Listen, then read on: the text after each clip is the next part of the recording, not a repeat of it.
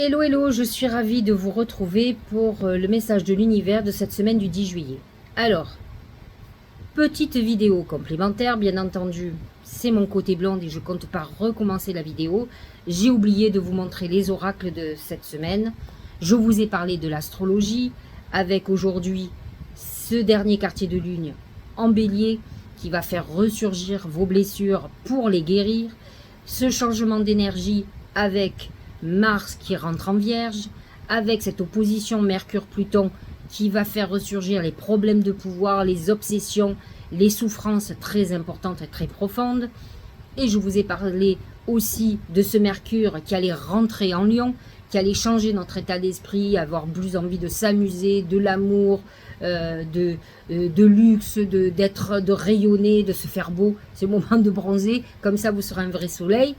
Et d'avoir ce sextile Soleil-Uranus qui va être extraordinaire, qui va clôturer la semaine, qui va amener des événements imprévus. Mais j'ai oublié de vous montrer les oracles de la semaine, donc j'ai fait cette mini vidéo pour que vous l'ayez, que je sois complète.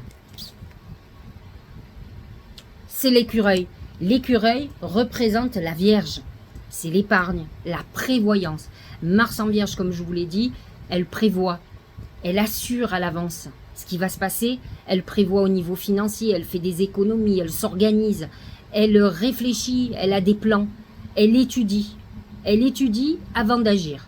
Elle va regarder, moi je le dis toujours, puisque je suis vierge, je n'ai pas Mars en Vierge, mais je sais comment fonctionne une vierge, et en fait, elle va étudier pour une action, la meilleure, parce que vous allez faire une action pour avoir une réaction. Mais ce n'est pas toujours la réaction que vous attendez qui arrive. La Vierge, elle prévoit. Elle prévoit toutes les possibilités à son action. J'agis de telle manière, en positif, qu'est-ce qui peut m'arriver? Et au moins bon, qu'est-ce qui peut m'arriver pour anticiper, pour pouvoir, comme je dis toujours, mettre les mains par terre avant de tomber. Et donc l'écureuil est prévoyant. Il amasse de l'argent avant l'hiver. Il fait des économies parce qu'il sait qu'il va avoir besoin de noisettes pour se nourrir. Donc à vous d'être prévoyant. Cette semaine, Mars vous demande aussi de prévoir avant d'agir, de faire des économies, d'être un peu plus dans la limitation. Le Tao, c'est le conflit.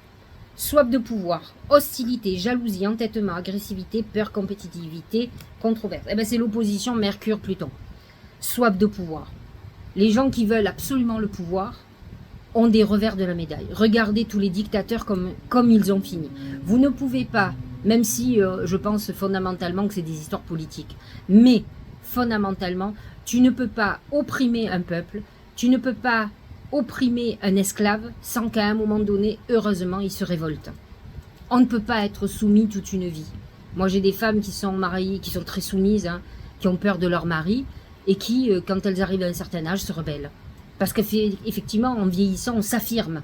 Donc cette semaine, des conflits par rapport aux histoires de pouvoir, à des gens qui ont le pouvoir sur votre vie. Et en fait, fondamentalement, nous devrions être les seuls à avoir le pouvoir sur notre vie.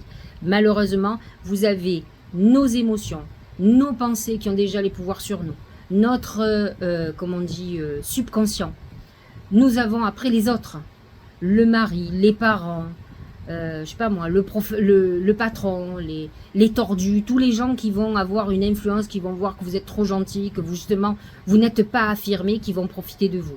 Donc c'est une lutte de pouvoir, une confrontation qui peut être un peu difficile, mais qui est là. La clarté.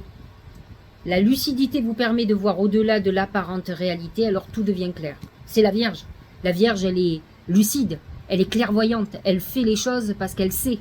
Elle agit en tout état de cause. Elle a déjà prévu la pire des situations, donc elle agit, elle voit clairement.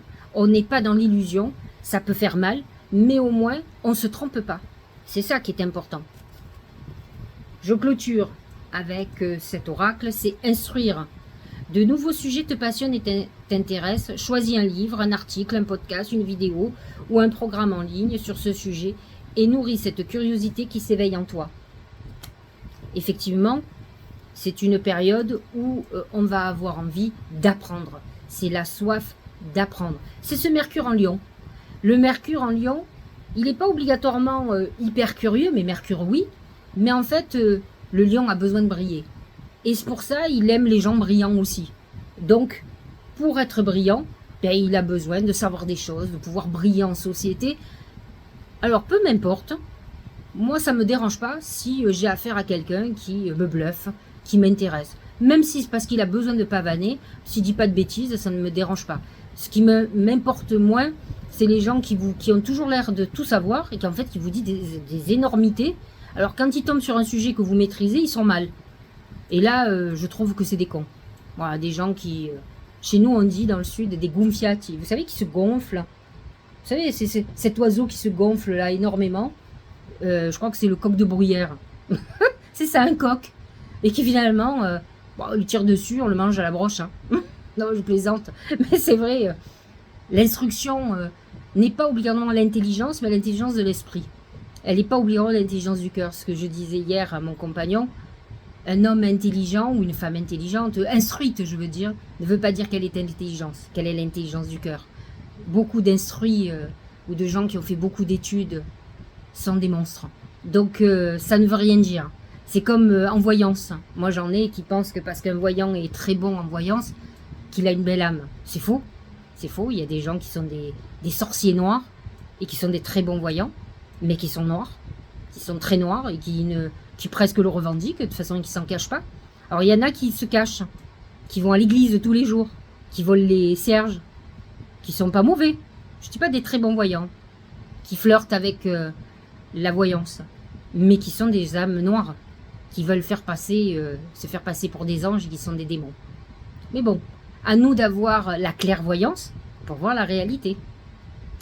Alors voilà ma petite mini vidéo pour vous expliquer, pour cette introduction que j'ai loupée, bien entendu. C'est l'été, il fait chaud et je vais commencer mes consultations, donc il faut que je m'active.